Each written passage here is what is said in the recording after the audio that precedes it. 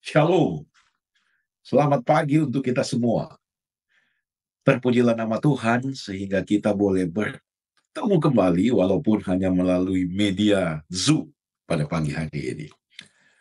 Terima kasih untuk kesaksian yang menarik pada pagi hari ini dan terima kasih juga untuk doa yang telah dilayangkan. Kita yakin Tuhan memberkati kita semua pada sepanjang hari ini. Mari kita tunduk kepala dan berdoa sebelum kita merenungkan firman Tuhan. Bapa di sorga, terima kasih hari yang baru yang Tuhan berikan. Terima kasih di mana kami boleh diberikan kesempatan berkomunikasi dengan Tuhan bersama dengan seluruh pelayan-pelayan Tuhan yang ada di Rumah Sakit Advent Bandung. Siaplah kami merenungkan firman-Mu. Roh Kudus menguasai kami agar kami mengerti bahwa Yesuslah yang memberikan kepada kami kedamaian dan kelegaan sehingga kami dapat menikmati hidup ini. Terpujilah namamu. Terima kasih Tuhan mengampuni kami. Dalam nama Yesus kami berdoa. Amin. Setia kepada keselamatan yang Tuhan berikan kepada kita semua. Pagi ini firman Tuhan bertema Yesus memberikan kelegaan. Sekali peristiwa, Yesus bersama dengan murid-muridnya setelah menyeberang dari danau menuju ke satu tempat, dan dalam buku Markus pasal 5 ayatnya yang ke-21, firman Tuhan berkata, orang banyak berbondong-bondong datang lalu mengerumuni Yesus sedang ia berada di tepi danau. Banyak orang sedang mengerumuni Yesus. Coba saudara angankan peristiwa ini, di mana lagi banyak orang, Yesus ada di sana, dan ayat yang ke-22 dari Markus pasal 5. Datanglah seorang kepala rumah ibadat yang bernama Yairus. Ketika ia melihat Yesus, bersungkurlah ia di depan kakinya. Yairus, kepala rumah ibadat, pemimpin agama. Tahukah saudara, pemimpin agama Yahudi di zaman Yesus adalah mereka yang tidak senang dengan Yesus. Mereka yang kalau bisa membunuh Yesus. Dan memang benar, pada akhirnya mereka juga yang membunuh Yesus dan Yesus disalibkan. Pada hakikatnya pemimpin-pemimpin agama tidak senang dengan Yesus. Tapi berbeda dengan Yairus. Yairus, pemimpin agama, datang tersungkur di kaki Yesus. Saudara, sangat penting bagi kita untuk datang di kaki Yesus, untuk datang kepada Yesus. Yairus merendahkan dirinya. Dia pemimpin agama. Dia tidak sama dengan teman-temannya yang mengolok Yesus, yang membenci Yesus. Dia datang tersungkur di kaki Yesus. Tidak ditulis di Alkitab, tapi ketika saya merenungkan ayat ini, saat itu banyak orang berbondong-bondong. Dan pasti ada orang-orang Yahudi atau pemimpin-pemimpin agama lainnya yang bersama Yairus. Karena banyak orang. Angankan di pikiran saudara dan saya, apa sikap dari teman-teman Yairus yang adalah pemimpin agama melihat apa yang dibuat oleh Yairus? Saudara, Yairus tidak peduli dengan apa kata teman-temannya. Yairus tidak peduli dengan jabatannya. Yang dia mau adalah datang di kaki Yesus. Saudara, untuk beberapa hari ini saya selalu menekankan bahwa mari jangan andalkan kekuatan dan kehebatan kita. Andalkan Yesus. Yairus punya jabatan, Yairus orang terpandang, tapi dia tidak peduli. Dia datang kepada Yesus karena dia mau mendapatkan kelegaan. Dia memiliki masalah pribadi. Tadi sebelum kegiatan ini mulai, saya sering setiap pagi mendengarkan lagu-lagu rohani. Dan saya memutarkan sebuah lagu yang menjadi satu lagu favorit saya. Kalau saya mengadakan perjalanan, kemudian uh, sedang menikmati masa-masa atau waktu-waktu teduh. Thank you Lord for your blessings on me. Ada beberapa versi lagu ini di YouTube. Ada yang dinyanyikan oleh seorang penyanyi dengan pianisnya, seorang yang buta. Kemudian ada juga versi country quartet. Dan kalau saya lihat di YouTube, dia punya komentar-komentar. Saya terharu. Di sana semua menyatakan bahwa mereka menghadapi banyak masalah. Ada yang diceraikan oleh pasangannya. Ada yang menghadapi masalah sakit penyakit. Ada yang menghadapi masalah keuangan. Tapi mereka tetap menyatakan, karena dekat dengan Tuhan, mereka merasakan kelegaan. Saudara, Yairus, dia datang kepada Yesus karena dia mau meminta kelegaan. Dia merendahkan diri. Penting, saudara, untuk datang merendahkan diri di kaki Yesus dalam doa dan penyerahan.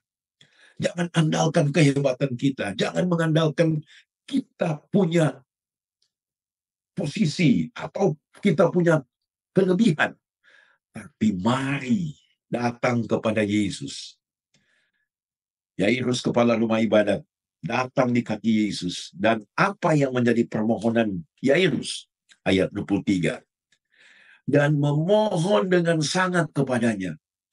Anakku perempuan sedang sakit, hampir mati. Datanglah kiranya dan letakkanlah tanganmu atasnya, supaya ia selamat dan tetap hidup. Yairus punya beban.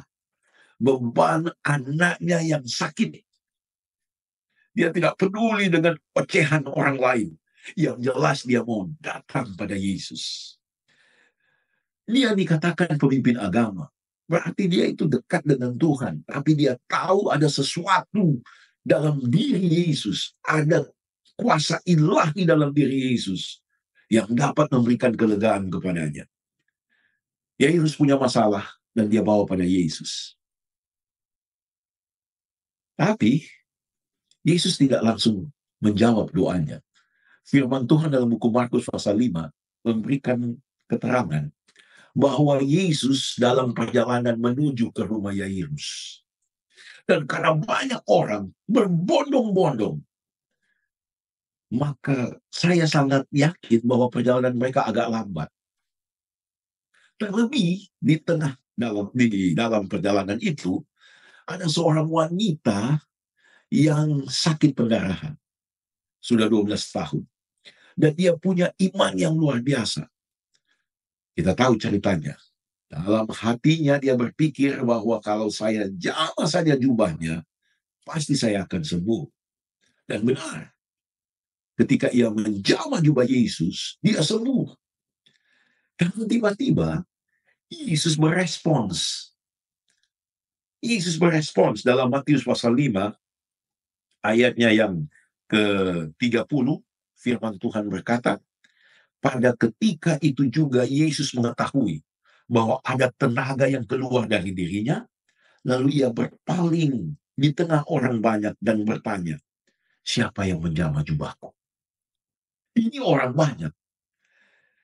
Sudah pasti banyak orang yang menjamah jubah Yesus, dengan jubah Yesus. Saya tidak akan banyak menerangkan wanita yang menjamah jubah Yesus pagi ini. Tapi mari kita pusatkan pikiran kita kepada Yairus. Yairus sedang dalam keadaan yang mendesak karena anaknya hampir mati. Dia sudah mau Yesus segera melakukan tindakan. Saya tahu saudara-saudara yang bekerja di rumah sakit menghadapi pasien, bukan pasien, keluarga pasien yang kelihatannya tidak sabar agar keluarga mereka yang sedang sakit langsung mendapat tindakan. Atau mungkin ada satu peristiwa yang terjadi di satu rumah, kemudian datanglah ambulans untuk mengangkat sang pasien, tapi dalam perjalanan, ambulans ini berjalannya lambat sekali. Coba apa yang ada dalam pikiran saudara sebagai keluarga pasien? Saya yakin saudara akan merasa bahwa kenapa lambat sekali? Kenapa tindakannya begitu pelan? Bisa saja juga kita berada dalam posisi Yairus, kita berkata sama Yesus, Yesus, kenapa lagi mau tanya siapa yang jama? Ini sudah banyak orang, pasti ada yang jama engkau punya jubah. Cepatlah Yesus, cepat. Itu kalau saya jadi Yairus. Tapi tidak terlihat dalam cerita ini apa sikap Yairus ketika Yesus berhenti sejenak untuk bertanya siapa yang menjamah jubah saya. Saudara, ketika kita membawa persoalan kita kepada Yesus, biarkan Yesus menjawabnya tepat pada waktunya. Terkadang kita menjadi tidak sabar. Aduh, kapan Tuhan? Kapan? Mana jawabannya? Mana jawabannya? Yairus menunjukkan kesabarannya melewati proses di mana Tuhan akan menjawab doanya. Setelah ia merendahkan diri di kaki Yesus, tidak peduli dengan ocehan orang, tidak peduli dengan jabatannya, sekarang imannya diuji dengan kesabarannya untuk menunggu jawaban atas permohonannya. Saudara-saudara, tentu saudara dan saya punya permohonan, punya pergumulan yang dibawa pada Yesus. Ingat bahwa Yesus selalu menjawab doa kita pada waktunya. Yesus menjawab doa kita terkadang pada menit-menit terakhir yang kita butuhkan. Pada waktu orang Israel mau menyeberang Laut Merah, laut itu tidak terbelah ketika bangsa Israel masih jauh dari laut itu. Walaupun agak sedikit menegangkan, di belakang ada tentara Mesir yang sedang mengamuk untuk membunuh mereka. Dan mereka seolah-olah tidak berdaya, mereka berseru kepada Tuhan, dan Tuhan berkata kepada Musa, katakan kepada bangsa Israel, berangkat. Dan saya bisa rasakan bagaimana ketegangan yang terjadi ketika mereka dekat dengan Laut Merah. Kaki menginjakkan langkahnya ke laut, lalu laut itu terbelah. Terkadang kita sudah stres dulu, sudah tegang. Bahkan kita sudah putus harapan dan seolah-olah mau lari dari Tuhan. Tapi kita diajak untuk sabar, menunggu jawaban Tuhan. Yairus dalam kisah ini, dia menunjukkan kesabarannya. Yesus mengambil waktu sejenak untuk menjelaskan kenapa seperti ada tenaga yang keluar dari saya. Dan kita tahu ceritanya, wanita itu akhirnya mengaku, dan Yesus memberikan kepadanya sebuah pelajaran yang luar biasa. Firman Tuhan dalam buku Markus pasal 5 ayatnya yang ke-34, maka katanya kepada perempuan itu, hai anakku, imanmu telah menyelamatkan engkau. Pergilah dengan selamat dan sembuhlah dari penyakitmu. Setelah mendengar perkataan itu, saya yakin wanita itu dikuatkan. Nah, sekarang kita menuju kembali mengarahkan pikiran kita ke Yairus. Setelah melihat peristiwa Yesus menyembuhkan wanita yang sakit perdarahan, mereka sudah pasti akan melanjutkan perjalanan. Tapi ketika mereka melanjutkan perjalanan, dengarkan firman Tuhan dalam Markus pasal 5 ayatnya yang ke-35. Ketika Yesus masih berbicara, datanglah orang dari keluarga kepala rumah ibadat itu dan berkata, "Anakmu sudah mati. Apa perlunya lagi engkau menyusah-nyusahkan guru?" Saudara, kalau saudara berada di pihak Yairus, apa yang ada di pikiran saudara? Saya ketika merenungkan pasal ini, saya mencoba menempatkan diri pada posisi Yairus. Mungkin saja saya akan berkata, saya sudah bilang Yesus, saya sudah katakan tadi, dia hampir mati, terlalu lama di jalan, terlalu lama Yesus. Sudah, tidak usah, sudah mati saya punya anak, untuk apa lagi? Apakah kita juga sering menghadapi masalah yang seolah-olah tidak terselesaikan? Bahkan mungkin masalah itu membuat kita sepertinya hancur. Lalu kita menyatakan bahwa, sudahlah Tuhan. Saudara, Yairus tidak mempedulikan apa kata orang yang baru saja datang dari rumahnya. Walaupun anak itu menurut keterangan sudah mati, dia tetap percaya pada Yesus. Dan dengarkan kata-kata Yesus, ayatnya yang ke-36. Tetapi Yesus tidak menghiraukan perkataan mereka dan berkata kepada kepala rumah ibadat, "Jangan takut, percaya saja." Oh, saudara-saudara, rekan-rekan sepelayanan, ini adalah kalimat Yesus yang sangat luar biasa, bukan hanya untuk Yairus, tapi untuk saudara dan saya juga. Jangan takut, percaya saja. Kelihatannya persoalan yang kita hadapi, tantangan kehidupan yang sedang kita jalani, menyiksa kita, membuat kita menjadi susah.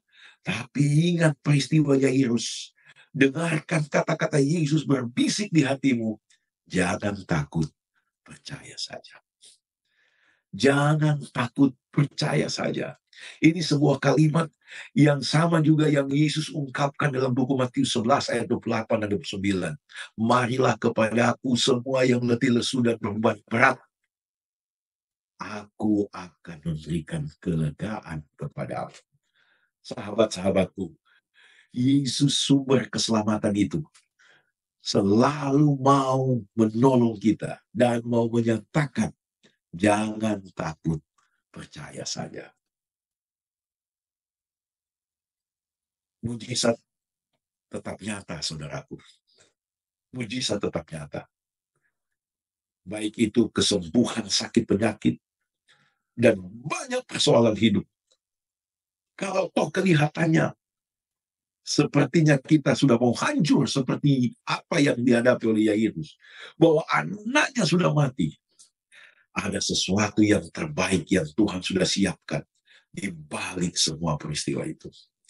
Kalau saudara baca juga kisah tentang kematian Lazarus, saudara-saudara Lazarus kecewa kenapa Yesus tidak datang pada waktu ia sakit dan sekarang sudah mati. Yesus menyatakan kepada mereka bahwa dengan peristiwa itu anak manusia akan ditinggikan. Saudara-saudara, dalam menghadapi tantangan kehidupan,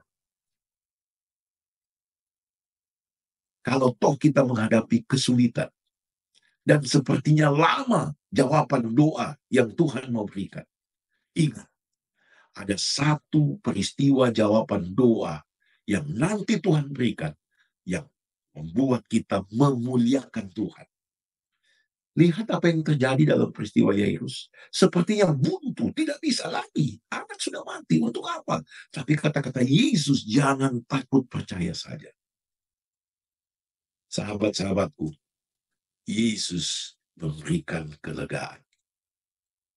Dan benar, Yesus tidak menghiraukan kata-kata dari orang yang datang dari rumah Yairus.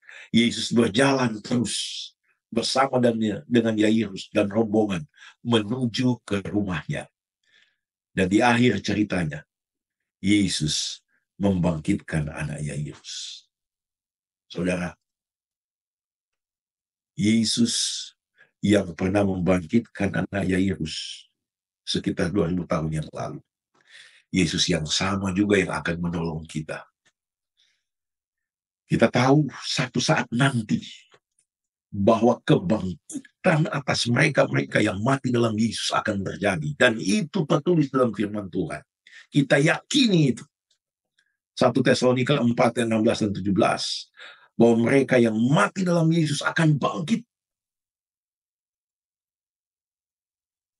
Saudara, ya benar. Peristiwa kebangkitan itu akan terjadi. Tapi bukan cuma nanti peristiwa kebangkitan Yesus menolong kita. Setiap hari Yesus memberikan kelegaan kepada saudara dan saya. Saya pernah berkunjung kepada seseorang yang ada di ruangan ICU. Dan orang itu memegang tangan saya. Seolah-olah memberikan indikasi bahwa dia siap. Apa saja yang Tuhan buat, dia siap. Saya juga sebagai seorang pendeta pernah mengadakan pelayanan mendoakan orang-orang yang menghadapi kesulitan. Dan luar biasa campur tangan Tuhan dalam kehidupan orang-orang yang berserah dan bergantung sepenuhnya kepada Tuhan. Ketika saya kuliah di Universitas Kelabat, tahun kedua, saya mendapat kabar bahwa ayah saya sakit. Dan sakitnya ternyata sakit yang parah. Dari Manado saya pulang ke Makassar dan langsung menuju rumah sakit. Dan saya melihat ayah saya terbaring lemah. Dan dia meminta saya dengan bahasa tubuh untuk membuat renungan, mendoakan dia. Dan ketika saya membaca Alkitab, ayah saya meminta saya untuk membaca dalam buku Wahyu, pasal 3, ayat 4 dan 5. Dalam buku Wahyu, pasal 3, ayat 4 dan 5, adalah sebuah ayat yang bagi saya sangat memilukan. Kenapa? Kalau Anda baca buku Wahyu pasal 3 ayat 4 dan 5, bunyinya seperti ini. Tetapi di Sardis, ada beberapa orang yang tidak mencemarkan pakaiannya. Mereka akan berjalan dengan aku dalam pakaian putih, karena mereka adalah layak untuk itu. Barang siapa menang, ia akan dikenakan pakaian putih yang demikian. Aku tidak akan menghapus namanya dari kitab kehidupan, melainkan aku akan mengaku namanya di hadapan Bapakku dan di hadapan para malaikatnya. Ayat ini saya baca tahun 1996, ketika hari terakhir ayah saya, sebelum ia menghembuskan nafasnya yang terakhir. Setelah saya baca, karena ini ayat yang ia minta, dan saya mendoakan dia. Dalam doa, saya bermohon Tuhan, berikanlah kesempatan. Tapi Tuhan mengizinkan dia untuk beristirahat dalam kematian. Di satu sisi hati saya bersedih. Tapi setelah itu, setelah saya juga terus merenungkan pengalaman rohani kehidupan ayah saya bangga. Kenapa? Karena dia meyakini ada hari kebangkitan. Karena jubah putih kebenaran Kristus dikenakan kepadanya. Walaupun dia diizinkan Tuhan beristirahat, saya mendapatkan kelegaan. Dan setelah dari situ, banyak tantangan kehidupan pelayanan. Baik saya sebagai pendeta, sebagai pelayan Tuhan di kantor, saya terus merasakan kelegaan dalam setiap persoalan yang saya hadapi. Kalau saya selalu datang pada Yesus. Saudara, Yesus membuka tangannya lebar-lebar setiap hari untuk menyambut kita. Karena Yesus mau memberikan kelegaan. Datanglah pada Yesus. dan rasakan kelegaan, kedamaian yang Tuhan berikan. Kita berdoa. Bapa di surga, terima kasih kami dikuatkan melalui pengalaman hidup Yairus. Dia pemimpin agama, tapi merendahkan dirinya untuk membawa segala persoalan hidupnya pada Yesus. Dia sabar, dan dia tetap percaya pada kata-kata Yesus untuk jangan takut, percaya saja. Tuhan, hamba-Mu berdoa, kiranya Tuhan memberkati seluruh pelayan Tuhan yang ada di Rumah Sakit Advent Bandung.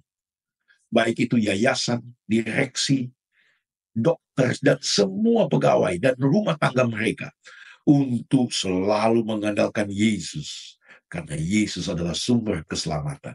Selalu membawa persoalan hidup kepada Yesus, karena Yesus memberikan kelegaan. Tuhan, hari ini, hari sukacita bagi kami, karena kami datang pada Yesus, dan Yesus memberikan kelegaan kepada kami sepanjang hari ini. Terpujilah nama-Mu, ampuni kami. Dalam nama Yesus kami berdoa. Amin.